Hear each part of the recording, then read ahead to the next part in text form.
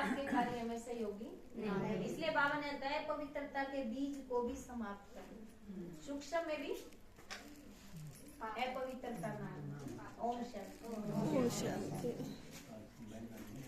मैंने लाए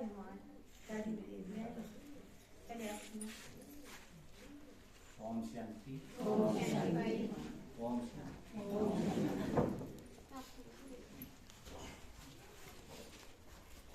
बताए हम कितने भाग्यवान हैं।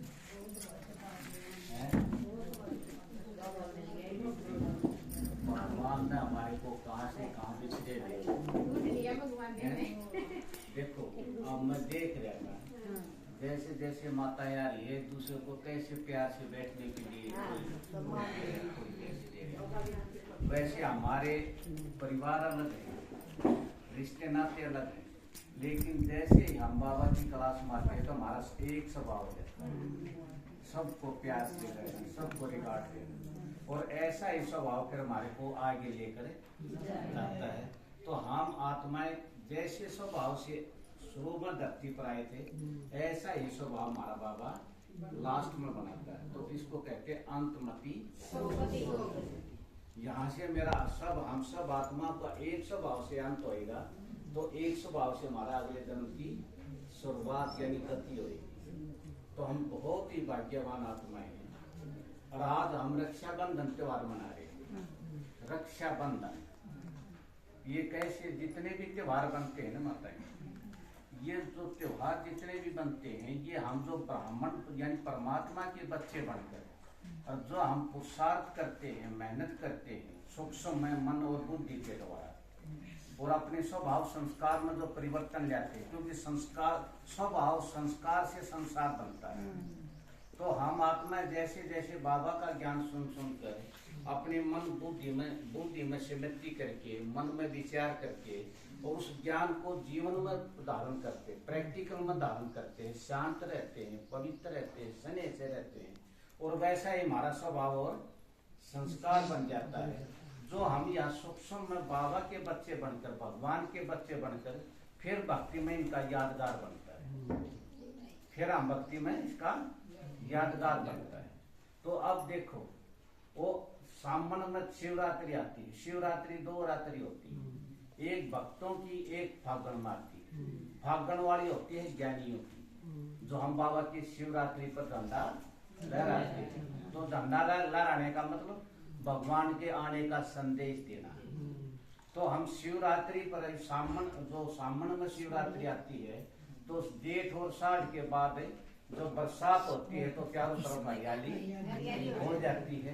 तो हम बाबा के बच्चे वीडियो बना, जब हम सूखेपन में थे, देहाभिमान में थे, अज्ञानता में थे, तो हमारा जीवन में कितना सूखापन था, कितना हमारे अंदर चिंता भय डर था, कहीं से हमारे अंदर खुशी नहीं थी, शांति नहीं थी। तो जैसे ही भगवान के ज्ञान की बरसात हुई, हमारा जीवन हरा भरा होना शुरू हो गया। उसने कहा तुम मेरे और मैं तुम्हारा। सोचो किसने हमारे को अपना बनाया, भगवान ने। और किसने कहा कि तुम मेरे हो?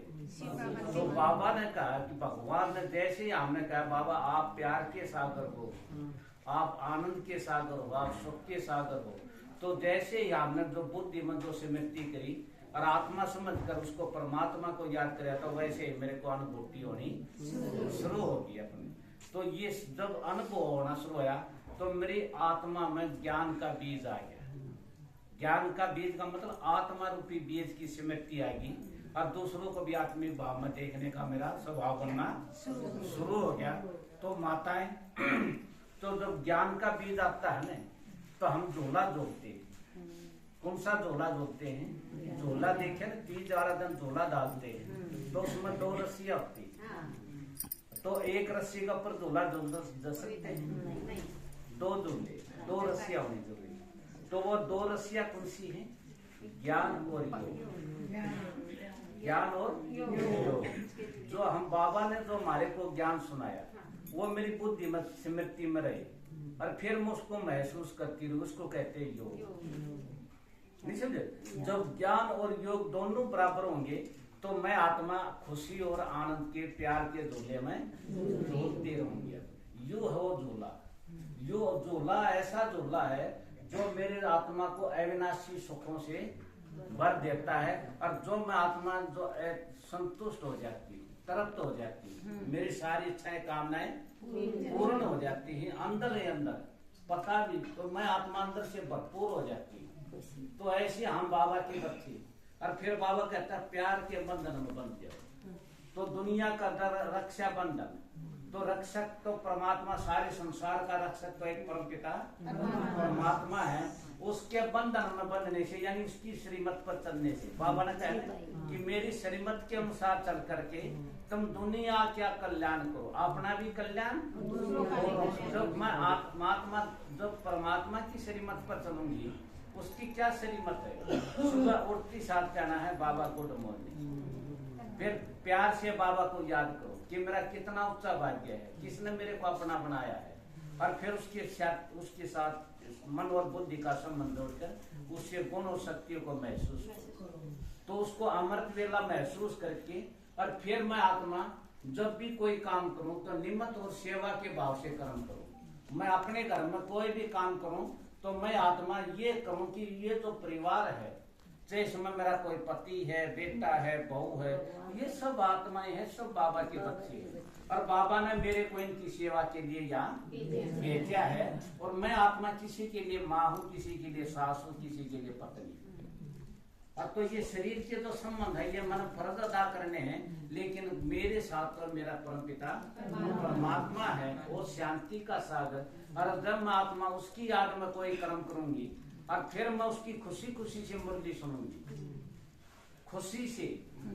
तो खुशी का मतलब जब मेरी 11 बजे की मुरली है या 10 बजे की क्लास है, तो मेरे अंदर 9 बजे ये अंदर मेरे अंदर ये उमंग अच्छा खुशी आ जाए कि अब भगवान की मुरली सुनने जाना है, भगवान मेरे को पढ़ाने के लिए परम धाम से नीचे आएंगे। और मैं आत्मा 10 बार 15 बार अपने आप को कहूँ कि मैं तो एक गोल्डली स्टूडेंट हूँ, भगवान की पढ़ाई पढ़ने वाली बच्चा हूँ, तो मैं कितनी हूँ। तो ये है, इतनी उमंग उत्साह के साथ हम नाना है। लेकिन जब हम बाबा के बच्चे बनते हैं, तो बाबा के बच्चे 2 तरह के बच्चे बनते हैं, एक दिमाग वाले, एक दिल वाले। दिमाग वाले कौन से बच्चे होते हैं, जो हिसाब किताब पढ़ता लागत चलेंगे, ये अभी तो 11 बजे की मुरली है, अभी कौन आया होगा, थोड़ी देर में चलूंगी, 10-1 मिनट में जाऊंगे तो दरी बिछानी पड़ेगी, कुर्सी लगानी पड़ेगी, इसलिए बात नहीं। वह आत्मा हिसाब से चल रही, और वह थोड़ी बहुत नाम मान श्याम में भी रहेगी, वह थोड़ी बहुत नाम मान श्याम में भी रहेगी। तो उसकी स्थिति है दूसरे के हाथ में रहती है, दूसरा प्रशंसा करेगा तो खुश, और दूसरा उसके अनुसार निकला तो वह आत्मा है दिमाग वाली। और लेकिन दिल वाली आत्मा कौन सी है बाबा का जी, वह आत्मा ये स्वीकार कर ले कि मेरे को किसने अपना बनाया है। और यो जो यज्ञ है ना, जो ये पाठशालाएं हैं, ये बाबा की हैं। इसमें निमित्त कोई बहन बनाई है, सुमित्रा माता है, कमलेश बहन है, या कोई भी माता है, वो बाबा ने निमित्त बनाई है संभाल करने के लिए। निश्चित बात नहीं, ये संभाल करने के लिए बाबा ने निमित्त बनाई है। जैसे मुरली सुनी, तो मुरली किसकी सुनी आपने? निमित्त बहन थी सुदेश बहन की मुख के द्वारा परमात्मा ने ये ज्ञान की मुरली सुनी। तो मैं आत्मा ये हर एक बात को ये मान कर चलूंगी। और मैंने तो बाबा के यज्ञ में जो भक्ति में जो वादा कराया था, ये भगवान जब तक आप आओगे तो ये तन मन धन तेरे को अर्पण किया लागे। अब ये भगवान का कार्य चल जाए तो इसमें मैंने तन भी लगाना है। तन कैसे लगाना है? यहाँ सफाई करनी है तो शरीर से करूं, मैंने किसी को बुला कर लाना है, किसी तन के द्वारा कोई कार्य करना है, नहीं समझे बात में। या मैं बाबा के द्वारा, बाबा के ज्ञान में आई तो मैंने दूसरों को इस तन के द्वारा सुख देना शुरू कर दिया, दूसरों से प्यार से बोलना, तो मेरा तन सफल हो गया। मन का मतलब जो भगवान की सोच व मेरी सोच, भगवान कल्याणकारी तो मैं आत्मा भी कल्याणकारी। तो मेरे अंदर के मेरे मन में भी सबके प्रति कल्याणकारी विचार चलते हैं, सबका भला हो, सब सुख पाए। मेरे अंदर जिसके अंदर कल्याणकारी सोच बन जाएगी ना, वह आत्मा किसी का बुरा ना तो देख सकती, ना बुरा करे सकती, ना बोल सकती। क्योंकि उसने नु पता है कि तेरी किसका बच्चा तो बने, तेरा कितना ऊंचा फर्ज है, तो वह तुम्हें बेकार की बातों से मुक्त हो जाती है। और ऐसे ही हमने धन को सफल करना है। धन मतलब जो ज्ञान धन, दो तरह का धन होता है। एक जो आत्मा जो मैं आत्मा ज्ञान सुना रही हूँ, तो यू आत्मा मेरा अनुभव बने, तो मैं तुम्हारे मेरे द्वारा तुम्हारे अंदर उमंग उत्साह रहा, तो यू ज्ञान धन है। और एक है स्थूल धन जो 10, 20, 500, 50, 100 रुपये जो भी आप बाबा के यज्ञ में देते हो, तो आप यज्ञ में जो दोगे, जो तुम तन मन धन जो जितना सफल करोगे, वो तुम्हारे ईश्वर है। नहीं समझे, वो जन्मों जन्मों के लिए तेरे भाग्य में जोड़ता जा रहा है। तो बाबा कहता है ना बच्चे, इस समय जो संगम पर है ना, कदम में पदम की कमाई है, तो अब है ना पदमों का भाग्य जमा करने का समय है बाबा के यज्ञ में। और मैं बाबा की हर बात को स्वीकार करके चलो, जो मुरली में जो बाबा ने कहा जी बाबा, जी बाबा, तो ये है दिल वाले बच्चे। तो हमने कौन सा बच्चा बनना है? दिल वाला बच्चा। तो दिल पर जो बच्चा होगा ना, बाबा उसको नैनों पर बिठा कर ले जाएगा, खुशी खुशी से झूला झुलाते भी ले जाएगा। और जो दिमाग वाला है वो थोड़ा बहुत उसने पछताना पड़ेगा। मैं कर सकती थी लेकिन करया नहीं, मैं आ सकती थी लेकिन आई नहीं। वो तो दिमाग वाला नहीं बनना है।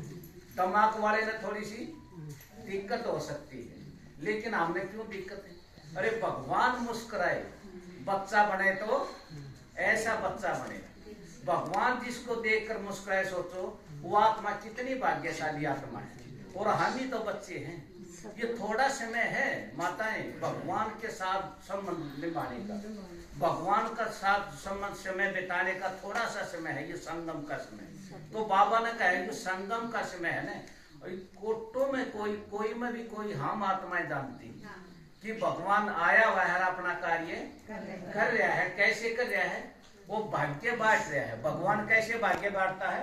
अपना ज्ञान सुनाकर और बुद्धि को श्रेष्ठ बनाकर, मन में विचार ऊंचे बनाकर और ऊंचे कर्म करना सिखाता है। ये उसका भाग्य बांटने का काम।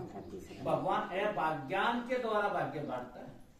अब तो ये आत्माएं हमने संपूर्ण भगवान के रक्षा के बंधन में बंधना है। दुनिया का बंधन देख लिया माताएं, क्या देख लिया है? क्या मिला? तो ऐसे ही हमने जब ये है ना उनके साथ रहना है, ये नहीं कि उनके साथ सिर्फ फर्ज अदा करना है कि मेरा किसके साथ जो फर्ज अदा, उनसे कोई आस इच्छा नहीं रखनी है। अगर नो बताओ माताएं, अगर कहाँ सुख नहीं है वहाँ सुख की उम्मीद करोगे तो क्या होगा? जहाँ दुख है वहाँ सुख कैसे मिलेगा? अरे उन आत्माओं के पास, जैसे आज बाबा ने कहा कि बच्चे तुम ने दुखी नहीं होना है। जो तुम्हारे को प्रशंसा करे, तो अगर मान ले कोई आत्मा हमारी निंदा करती है, हमारी बदनामी करती है, तो उसको करने दो। क्यों करने दो? क्योंकि उसका स्वभाव है ऐसा, उसका स्वभाव ही ऐसा, उसका संस्कार ही ऐसा है। तो उसके पास ना तो सुख है ना प्यार है, तो वह सुख और प्यार कैसे देवेगी? तो वह क्या करेगी? ईर्ष्या, द्वेष, नफरत और दुख ही तो देवेगी। तो हर आत्मा, जो आत्मा दे रही है ना, वो ये समझो कि इसके पास वैसी ही चीज है जो मेरे को दे रही है, इसमें इसका कोई दोष नहीं है। ये बेचारी बीमार है, इनके पास ना सुख है, ना शांति है, ना प्यार है। तो हम आत्माएं बाबा के बच्चे हैं, वो सुख शांति के सागर के हम बच्चे हैं। तो सुख शांति तो हमने देनी है, उनने नहीं देनी। इसलिए किसी से कोई आस रखेगा तो उसको क्या मिलेगी? निराशा ही मिलेगी। इसलिए कलप पहले वाली फिर से का बाबा है ना, ये शब्द कई बार आरंभ मुरली में कहते हैं। फिर से का मतलब क्या है? कि हम फिर से बाबा के बच्चे, गोल्डन स्टूडेंट बने, भगवान की पढ़ाई पढ़ने वाले। माताएं, हमारे को भगवान क्यों कहता पवित्र गुण? हमारे को क्यों कहता पवित्र गुण? और को क्यों नहीं कहता? पहले बने थे ना, पहले भी बने थे। बिल्कुल। जो आत्माएं फिर से कलप पहले वाली जो पवित्र दुनिया में आई थी, उन्हीं को भगवान पवित्र बनने का संदेश देगा। और जो पवित्र आत्मा बनी होगी ना, उसकी बुद्धि इस बात को स्वीकार करे कि मैंने जरूर पवित्र बनना है, क्योंकि जहां से मेरा अंत होएगा वहीं से मेरी अगली शुरुआत होगी। तो ये बाबा कहते हैं, क्योंकि पवित्र बनने के दो तरीके हैं माताएं, एक याद, एक भोग, एक योग, एक भोग। योग होगा मन के द्वारा, भोग होगी तन के द्वारा। नहीं समझे? तन की भोगना क्या, तन का भोग क्या है? बीमारी होना, दुख तकलीफ होना। मान ले माताएं कोई ऐसी बीमारी लगी जिसका ग्लूकोज लग रहा है और डॉक्टर कह रहा है भाई तो इसकी बचना मुश्किल है, और फिर उसकी कह गए माता ऐसा राम लोगी, खाओ पियोगी, ठाठ लोगी, बोले भाई तो भाई जाने का टाइम है। और उसकी कहते माता प्लॉट नया मकान उनको देखना हो तो बोले कि प्लॉट वो तो बना दिया मैंने, तो ऊपर प्लॉट कटाएगा। तो वह आत्मा जो तड़प के एक मिनट जब तड़प के शरीर छोड़ देगी, और उसके अंदर जो वैराग आ रहा है वो तो समय दिवा रहा है ना, वो बीमारी दिला रही है, वो तो फिर समय ने वैराग दिलाया, वो तो मजबूरी से वैराग ले रहा है। वह है योग, वह है भोगना। समझे बात? जो आत्मा तड़प का शरीर छोड़ रही है, क्या वह भोग विलास कर लेगी? नहीं कर लेगी। सारे मोह हो रह जाएगा किसी में, क्या कहेगा बस एकांत में रहने दो, मन बस एकला रहने दो। इसका मतलब वो मोह भी खत्म होता जा रहा है, लोभ हो जाएगा, धन जोड़न के आओगे विचार सुनना, अहंकार खत्म हो जाएगा ना अपने आप। तो जो है यह है भोग का पवित्र, और बाकी सब आत्माएं भोग से साथ पवित्र बनेंगे।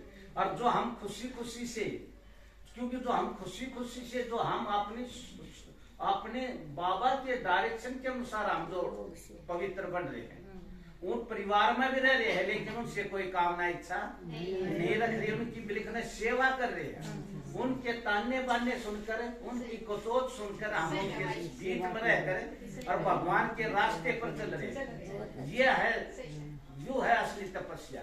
उन्हें कहते भाई असली तपस्या तो भाई गृहस्थी जीवन है।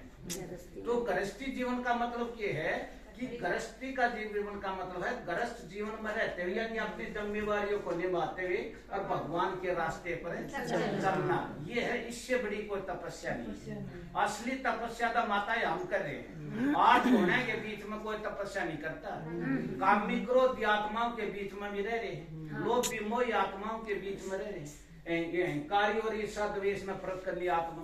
और हमारे धोने तो कभी कम होते नहीं, और उनके धोने के बीच में बैठे ना माताएं, तो यहाँ मालिश करने वाले मिल जाएंगे। और यहाँ तो जितने हम शांत और पवित्र बनते जाएंगे और जितने स्नेही बनते जाएंगे, उतना हमारा विरोध होना शुरू होता बढ़ता जा रहा है। तो असली तपस्या तो हमारी कर रहे हैं। तो ये है असली तपस्या करनी, भगवान के बंधन में बनकर, यानी उसके रास्ते पर चलकर। और हमें बाबा के जल पर चढ़ना है, तो दिमाग वाला बच्चा ले रहना है। आज से बाबा के बच्चे बनने के लिए ये प्रतिज्ञा करो। एक तो मुरली सुनना, एक होता है पढ़ना। हम सुनते हैं मोबाइल पर, टेलीविजन पर, वो सुनना है। उसकी बात ना वहां मेरे अंदर यो भान नहीं रहता कि मैं एक आत्मा, माहौल नहीं रहता। और बाबा की मुरली सुनने के लिए चाहे एक वहां पर 1000 बार और पढ़ना एक बार। जब हम आत्मा सेंटर पर आकर मुरली सुनते हैं तो मेरे अंदर जो भान खत्म हो जाता है। हम 10 बार ये संकल्प करते हैं कि मेरे को बाबा पढ़ा रहे हैं, और वहां पर बाबा याद नहीं, वहां तो हम मुरली सुन रहे हैं। तो सेंटर पर आकर जो मुरली सुनेंगे ना, उसकी बुद्धि में ये बातें जाएंगी और उसकी बुद्धि ये स्वीकार करेगी। और तो ये जो सेंटर पर आकर मुरली पढ़ना है, हम सुनने वाले नहीं हैं। पढ़ने वाले दिल वाले बच्चे होते हैं और सुनने वाले दिमाग वाले। दिमाग वाला क्या करेगा? बहाने बहुत होते हैं, बहाने दे भाई तुम पता नहीं, मैंने यू काम करना पड़ेगा, यू काम करना पड़ेगा। तो दिमाग वाले बच्चे नहीं बनना। हमने रोज आना मुरली सुनने के लिए सेंटर पर आना। और जितना हम सेंटर पर आते हैं ना माताएं, उतनी मेरे तन के द्वारा सेवा होती है। कैसे सेवा होती है। जैसे ही मैं घर से चलूंगी मेरे परिवार वाले कहते हैं अब तो मेरी माँ मेरी सास सौ साल पड़ी, अब तो ये रुकने वाली और उसमें है ना लिखते बढ़ते हैं ना नौकरी ये देश का तो चाहे दो पारा हो चाहे कितनी गर्मी हो चाहे बारिश हो इसमें तो नोरो दाना दाना ये रुकती नहीं। क्या है तन के द्वारा सेवा। और जो तुम है ना एक दिन में नहीं बने हो बाबा के बच्चे, ये सुमित्रा माता या दूसरी जो माताएं आती थी ना उनको देख करके तुम बाबा के बच्चे तो तुम्हारे को देख करके वो तो बनेंगे। क्या है असली सेवा। इससे हमारा तन सफल होता है। सपूत बच्चे तन यानी जितना जितना हम बाबा का तन कार्य में हम तन सफल करेंगे उतने मेरे जन्म जन्म में निरोगी काया ये सौभाग्य है। तो आज से अब ये नियम कर ले कि बाबा का मैंने दिल वाला बच्चा बनना है और रोजाना सेंटर पर मुरली पढ़नी है। काम है ये नहीं भाई काम नहीं है, काम तो रहेगा तो लेकिन वो काम को मैंने आगे पीछे एडजस्ट करना है। और मैंने रोजाना बाबा की मुरली सुनने के लिए सेंटर पर आना है, मैंने बाबा के दिल पर करना है। बाबा भी मेरे को याद करे बच्चा होकर ऐसा हो। ये है हमारा रक्षा बंधन। अच्छा ओम शांति। ओम शांति।